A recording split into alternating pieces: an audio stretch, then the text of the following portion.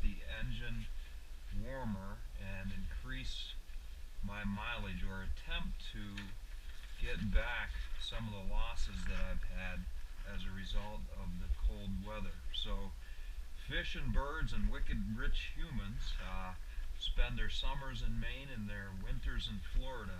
I'm not any of those, so I got to come up with a way to keep my radiator warmer in cold weather, thereby increasing my hybrid mileage. So the first thing, my first solution, I'm going to take this out and show how easy this is to do.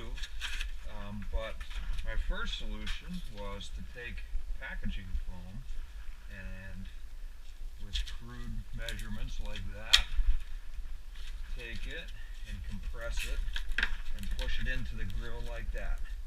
And that worked beautifully, but it looked wicked ugly, which didn't really bother me much. But eventually these things came out and my mileage numbers went back. So I got on YouTube and saw that lots of people had come up with this solution, which is far better, and it's really easy, and it's a no-brainer. So here's how easy it is. First thing, this is 1-inch tube or pipe insulation from the hardware store.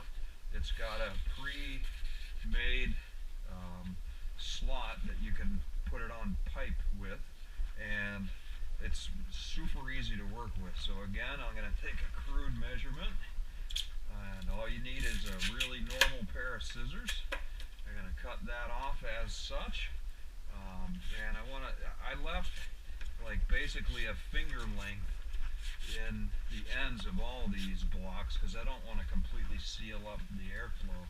I also left the top row completely unblocked and the bottom row about 50-50. So there's still plenty of air circulation, and as the temperatures get warmer, I'm going to experiment with how much of this I can keep. I think it's going to be possible to keep some of this even when the weather gets warm, maybe 50% or something like that. Time will tell. So to get this in there, all you have to do, I'm going to make sure this cut is inside so that there's a continuous piece of connected foam all the way across the grill, and all I'm going to do is mark where the vertical pieces of the grill are with a Sharpie. And let's see, there's the middle,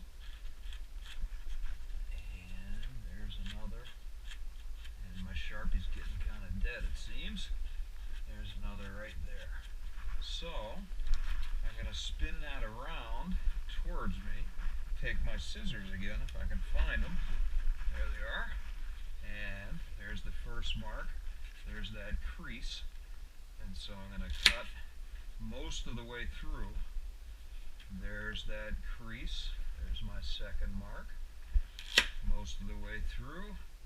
There's my third mark. There's the crease. Same drill. There's my mark. There's the crease. And finally, there's my mark. And there's the crease. Okay, now all I have to do is put the foam into the grill, and those slots go right through the vertical members, and you get a nice tight seal that's super easy to install.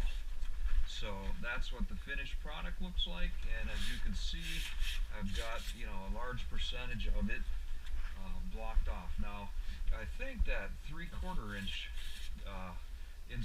pipe insulation would work better, and I'm going to go back to the hardware store and get that and redo it like that. I think that's a little too big.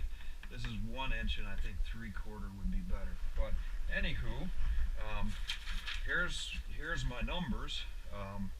Before I did this, in warm weather, these, those were the worst I was doing was like 62. The high end was like 67, and my, personal record was 70 for a week of about 400 miles. When it got cold, those numbers dropped to 54, 57, and 60, which is like a 14% loss. So after this adjustment, as you see, and again I use these at first, I think this is a lot better.